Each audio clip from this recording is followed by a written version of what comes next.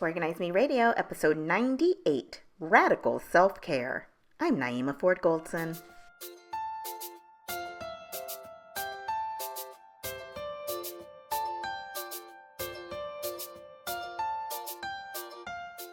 Hi, everyone. Welcome to Organize Me Radio. I'm Naeemah Ford Goldson, and today's guest is a mental health therapist. She is a professional organizer and a designer, and she's the owner of Closet Therapy with Dina. She's my business partner and my friend. Please welcome Dina Smith. Welcome, Dina. Hey, y'all. Hey, everybody. How y'all doing? Just here Dina, hanging out with my girl today. yes, I always have so much fun when you're here. You've been here before. You've been here 3 times before. I'm a regular, Yes, you're not new to this, you're true to this. And I appreciate you. Today, we are going to talk about radical self-care. It's something that I really knew nothing about. And let me tell you, I really didn't, focus on self-care until I met you and Tiffany and Shahida and realized that I should make self-care a priority. But what is radical self-care? How do you define that? So, as a therapist, I see so many more layers to things, right? And I've been in the position of being able to see the evolution of mental health through the pandemic, right? Which radically changed our whole concept of mental health oriented things. And self-care it's been both amazing for our industry and horrible for our industry, right? And so there's been a lot of chatter around self-care and how we take care of ourselves. And it's really become really a kind of a capitalistic mindset thing, right? It's about spa days, it's about getting our nails done, which are all important things, but they're not solutions, right? If we go to on vacation because we're burnt out and we don't change anything at home, when we get back home, the same thing that put us in burnout are there when we get back from vacation. So radical self-care is the idea of getting to the root of what's going on, what's causing you to need to designate so much time for self-care or to isolate out this thing from being overwhelmed. And so getting to the root is really a radical concept, but it is really what we need to focus on as opposed to, oh, I'm just going to have a hot bath because I had a hard day. How can we mitigate some of what causes the bad days or the hard days long term? So that's kind of my take on radical self-care. And it is a radical thing to think a little bit deeper because we've kind of commercialized self-care to face masks and hand creams. And of course, it's in our world, the world that we live in has become something that is accessible through financial means, which is not the case fundamentally. So, what inspired you to focus on this elevated approach to self-care? So when I was asked to speak on self-care or radical, I wanted to do something different that we don't have access to in those little 60-second sound bites on Instagram or their reels or whatever. And they're beautiful scenery and beautiful images and give us great ideas as kind of an intro package to taking care of yourself. But I really wanted to give our allies and our membership, and that's when I initially started speaking on radical self-care, was when I spoke for NABPO, of course, our joint organization for the National Association of Black Professional Organizers. I wanted to give those people who are not exposed to therapy or deeper concepts this kind of expanded thought on not just putting band-aids on things, but really getting to the root of it. And I'm a person that always likes to kind of work my way out of a job. I want you to figure out at the root so that you can take care of yourself independent of coming to therapy. Some people never go to therapy. And so when I have the opportunity to kind of give people what I've accumulated over these 10, 15 years in the industry, I really wanted to, do something different, impact people differently, more heavily than to just come on and spit the same old rhetoric. I wanted to really also, I wanted to pop my shit. You know what I mean? I wanted to show people that we're not just surface with this. We really are trying to get to the root of what's going on and to be able to impact the lives of women and therefore the lives of children and therefore our next generation by really honing in on the work. So then, what are some meaningful ways to prioritize self-care without the world that we live in? They glorify being busy, right? They Mm-hmm. glorify being what's that saying, booked and busy, Booked right? and busy. Oh, no, no, no. We are not. We are no longer We're no striving longer for booked and busy. books and busy. You know, when we come into, however we enter the doorway of caring for ourselves, is usually because of the way our world is set up. It's usually through some harsh reality or some burnout or giving birth or some really major traumatic event that happens and we're forced into it, right? I always say sometimes we don't change until it hurts bad enough. And so really thinking about when you get pushed into those situations or those opportunities present themselves for us to make some significant change, we have to understand that we're all here to fulfill a certain destiny. We're here to do something on our own path, on our own journey. And that's really individualized. It's really specific to you. And so a part of self care is really listening in and tuning into what those needs are when we're over the limit, when we've crossed the line, when we don't have any more to give.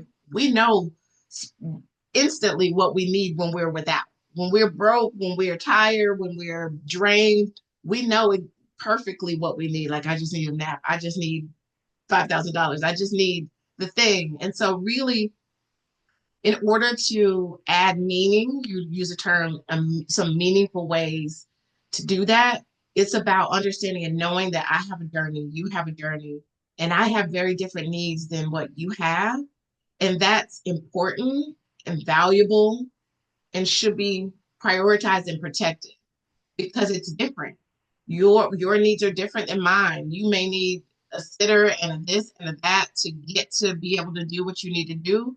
I'm a mom with a adult child and a teenager. I don't need that. So the same thing doesn't work. It's not a one size fit all. It's really trying to prioritize and listen to what your life, your body, your mind, your emotions need, and being able to slow it down and prioritizing slowing it down as a way to take care of yourself. With my clients, sometimes I think about we understand things in examples, and so I always use the example of going to the gym. When you go to the gym, you're lifting, you're lifting, you're lifting, you're building a muscle, and then it's in your rest, you're tearing down your muscle when you're lifting the weights, and it's in your rest when the muscle gets built. That's also true for our creativity, our intuition, our emotional rest needs. All those things are cultivated and expanded on in our rest periods.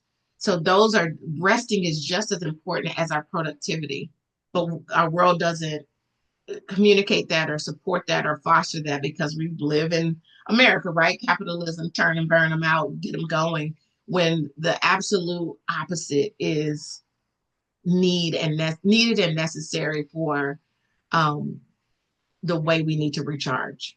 Mm.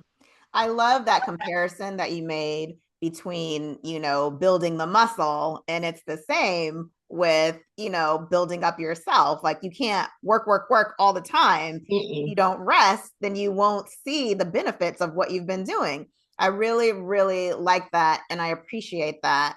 What are some simple ways that people can um, simple, I guess, habits that they can build when it comes to nurturing themselves? Fundamentally, and I try to break it all the way, fundamentally, it is about profound listening. It is about profound listening and giving in or responding to what your needs are. And so, if my priority is I do an exercise with my clients where I give them a little survey to find out what their core values are. right? You find out what your core values are. It's a simple little worksheet. It doesn't mean that these are your only things you value, but it takes you from 50 values to 5. And so, I have them print it and put it somewhere around them. If the things that you're doing are not aligned with with those 5 things, sometimes that is our discords. That's why we're frustrated, because we're constantly doing things that are outside of our core value system, right? It's outside of who we fundamentally are. Our values are what we prioritize, what we think are important and valuable, and all these things. And when we spend so much time doing things for other people, or things that are not related to those values, we create disconnect within ourselves.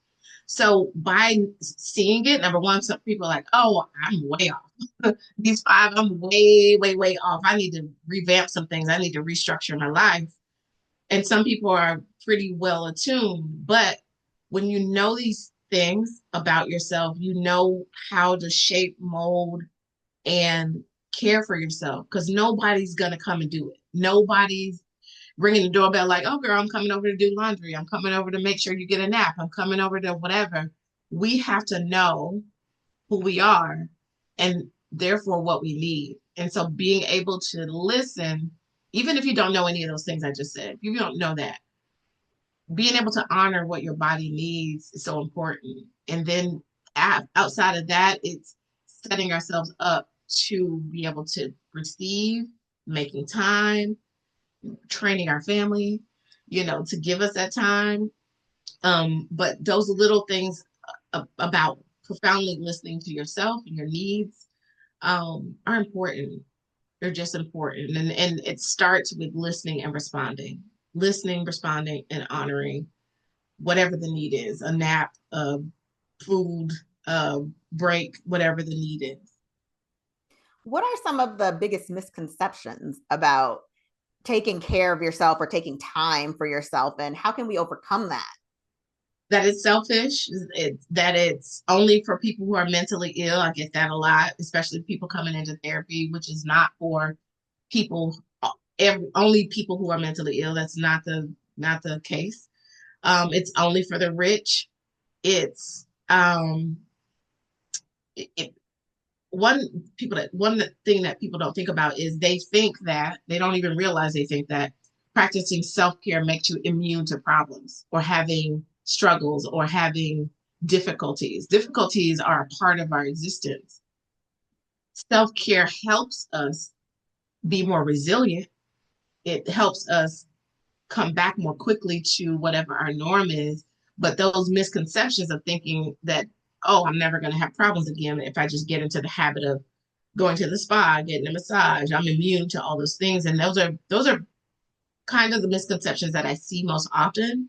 But the number one has to be that it's selfish, that I am people who look at self-care as, let's say, for example, you're married and someone wants to take care of themselves and take a break from the family struggles. The person that has the biggest problem is usually the person that's benefiting from you not taking care of yourself. And that presents a problem for a lot of people because they get pushback from their partner, from their loved ones. You get to go do this, you get to go do that. I don't get to go do it's our own personal responsibility. And it's not anyone else's job to do those things for us. It's my opinion is it's our partner's job to create the environment of freedom so that I can take care of myself and vice versa. It's not giving me grief because I need to go for a walk or I need to take a break or all of the things, or I need to do therapy and it's a financial sacrifice for the family to do. We're a team, and the better that my partner is, the better that I am as well. But it starts with me. The better that I am, the better I can be for my husband, family, children, friends, business. Those misconceptions really hurt us, that it is selfish. But once you get into the habit, and it is something that we have to learn, it's something that we have to get into the habit of doing, especially as women in the South. We're taught to be nice And being nice sometimes is a self-sacrificing thing. And we get into the habit of self-sacrificing so much so that we don't even know we're doing it, right? We are putting everyone ahead of ourselves, in small ways and big ways. And my belief is that self-sacrificing and code switching and being something that you're not actually, you're not authentically, contributes to depression and anxiety. It tells your brain subconsciously that I'm not good enough. I got to put everybody else before myself, which is a fast track to burnout, a fast track to frustration, a fast track to resentment. And it's instilled so very early in especially women. Yeah. It's crazy, but I'm a change maker. What's that term we learned? I'm a disruptor. Boo. Yep. I'm a disrupt that idea. I am a Yeah. disruptor. I am that is a thing. Like I love to help women get to the other side of it. I love that because I grew up as a people pleaser, you know. Woo. I remember when I was in school, I was just like, quiet, shy little girl. At home, that was a different story. I was just different at home. But in school, like in public facing, I was quiet, I was shy. Even now, um there are times where I'm more reserved until I'm comfortable with people. Although I'm not a people pleaser anymore. That took a while for me to get out of. I think it took like, becoming a wife, becoming a mother, and realizing that I really am putting everyone before me. Everyone. It took getting stressed out, being diagnosed with a heart condition, realizing, dang, I can die because I'm putting everyone Yes. in front of me and I'm this stressed out that these things are happening in my body. So how are people able to set boundaries to protect their time for self-care? Well, sometimes the boundaries have to be put in place with the most difficult relationships, which are the intimate relationships, right? Our kids, our um, partner, our spouse, our all the people that we have a difficult time saying no to, right? But the earlier we can train our children on boundaries, the easier it is for them to understand and know what boundaries are and to establish boundaries for themselves. We give the boundaries that we set and communicate and enforce. Our children do what they see. They don't do what we say. They do what we see. When they see you taking time for yourself, when they see you prioritizing rest, when they see you not being overwhelmed and saying no, it gives them also permission to do the same in their lives. And it shows them how to do it, right? And so when we are trying to learn how to set boundaries, sometimes we don't even know what our boundary is until we've crossed it. Like that's common. Like and that will forever be. That it's an evolutionary thing that it's constantly happening. Sometimes we need to adjust our boundaries. The things that worked in our youth or in our young adulthood don't work for us in our older stages. And if we cross the boundary, I'm not going to do that again. Or that's how we know. Sometimes we don't know until we cross it. And so when we are trying to establish boundaries, sometimes it's also about training our loved ones as well. And I'll give you an example. So I wanted to spend less time on social media, on my phone to be more productive when I need to be productive. But I was getting text messages all day because my family was used to me responding in that way. They were used to me being Johnny on the spot on my cell phone. And so really communicating, I said, hey guys, between the hours of 10 to 2, I'm going to be not as available. If you need, my phone will probably be on Do Not Disturb. Like, Do Not Disturb is a great way to train our family members. My phone's going to be on Do Not Disturb. And if you are on my favorites list, if you call twice, if it is an emergency, you can break through my Do Not Disturb. And so that's a way to say, oh, let me reframe my time with someone else. You don't have access to me. And remember, boundaries are about my behavior. But I only set boundaries for my own behavior. And when I say that I don't want to be on the phone from 10 to 2, I have to do what's necessary to ensure that I don't do that. And so when I was working along, chugging along, my phone was on initially it was just on my ringer, but when I see the face plate of my phone illuminate, I'm constantly drawn to respond to the text message for family members. I'm like, wait, even though my phone is just on, the ringer's off, I'm still responding because I see the light come up on my phone.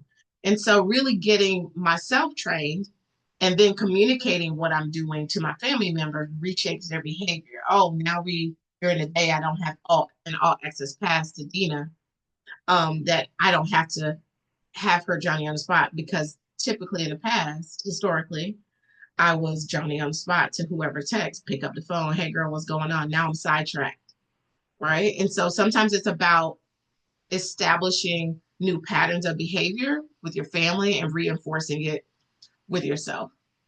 So, what tips do you have on creating a home environment that fosters relaxation and renewal?